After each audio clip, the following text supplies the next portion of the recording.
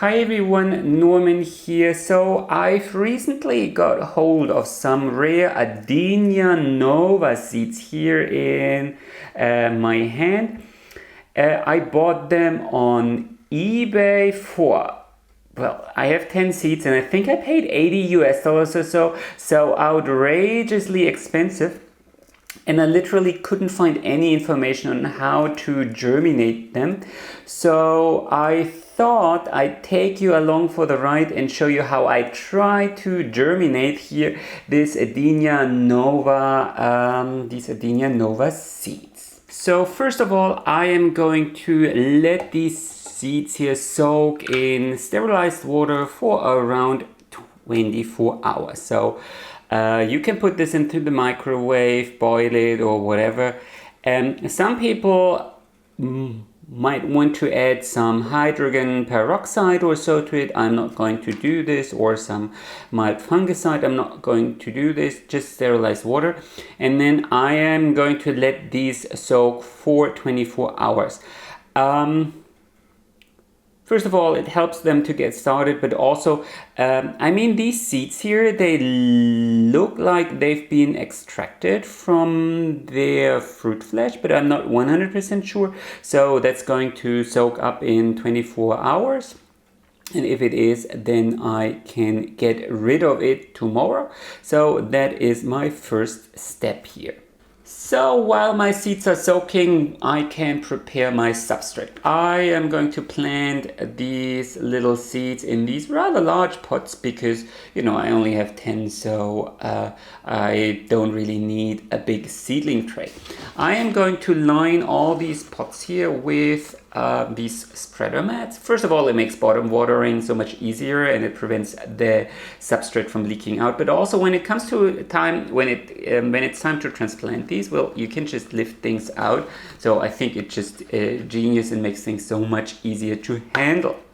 In terms of substrate, of course, I'm going to add a little drainage layer of pure pumice, and then I'm going to top things up with this. This is just my standard seedling mix. So there is pumice in it, there is perlite in it, there's a bit of lava in it, there is a little bit of zeolite in it, and then there is sand and a tiny little bit of vermiculite. That's it. So no organic components. If for larger specimens or adult or mature specimens, of course I would add that, but for my seedlings I'm going to go for this 100% mineralic substrate, and I hope this is a good choice. Since Adenia seeds can take quite a long while to germinate, I definitely recommend sterilizing your seedling mix. So I'm just going to put this here in one of these containers, add a little bit of water, and then put this into the microwave. Of course, don't close the lid, just put it on, and then the humidity or the water vapor will do its magic, so you can do this one day ahead of sowing, so it has time to cool down.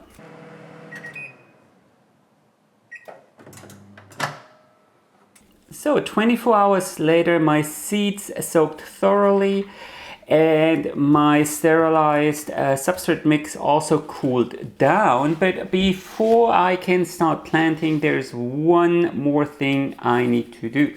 So first of all, you notice that I'm wearing gloves now.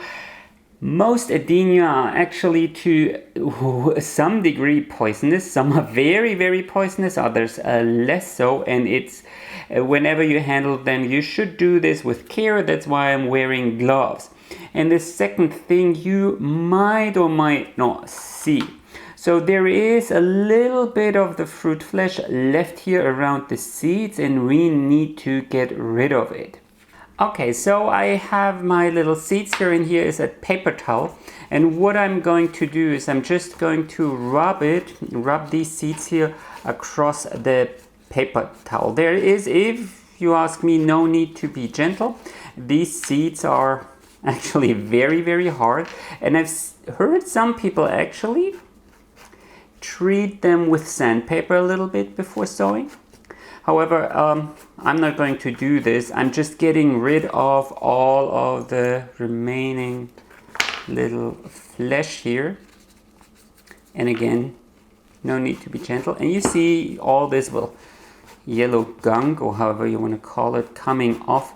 That needs to get away. I mean, it can lead to mold, I guess, infections and stuff like that. And there might be some germination inhibitors in it. I don't know. So we'll see.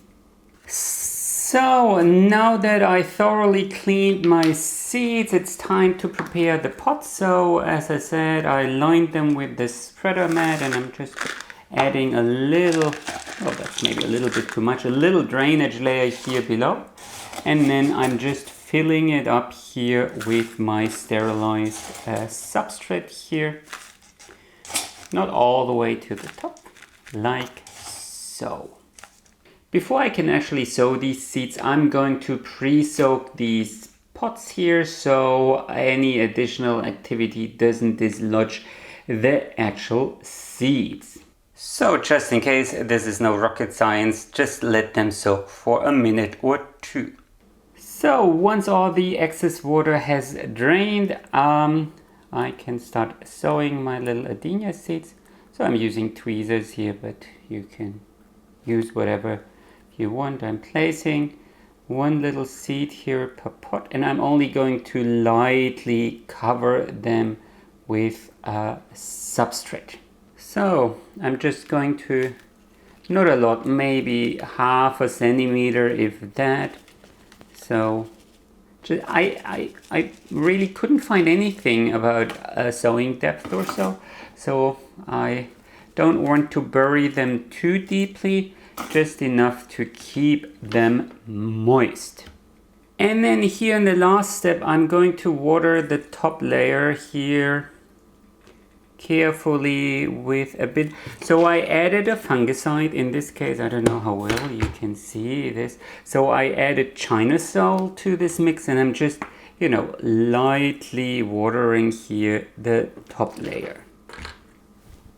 And then it's time to wait. I placed my germination box here on this north-facing windowsill. Temperatures are, as you can see, already way above 30 degrees Celsius or 86 degrees Fahrenheit, and it's going to stay that way. So it's roughly 5 weeks later, and one of my Adenia seeds has sprouted. Look at this little seedling.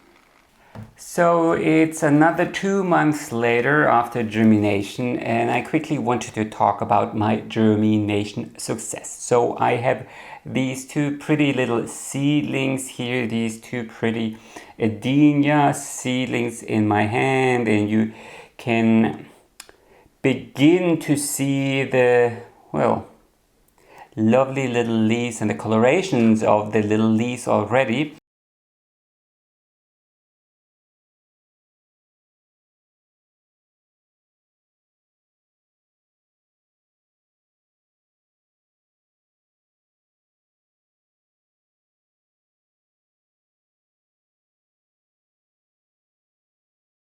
And I am keeping them here in my germination tent behind me, where the humidity is around 70 to 80%.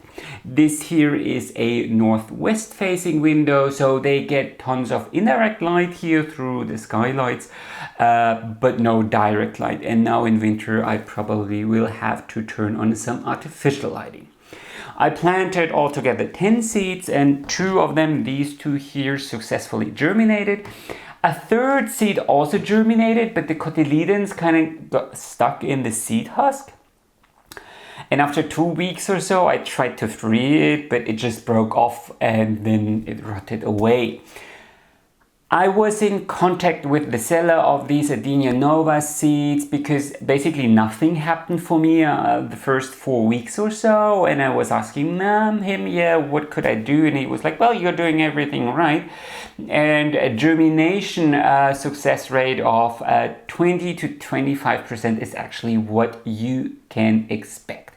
So with my two successful little seedlings here, and there's one that kind of failed, I'm well within these expectations. Since I'm not operating on a commercial level or so, I'm totally fine with 2 plants, and actually I might even trade one away in the future, because there's only so much room here in my apartment in Vienna.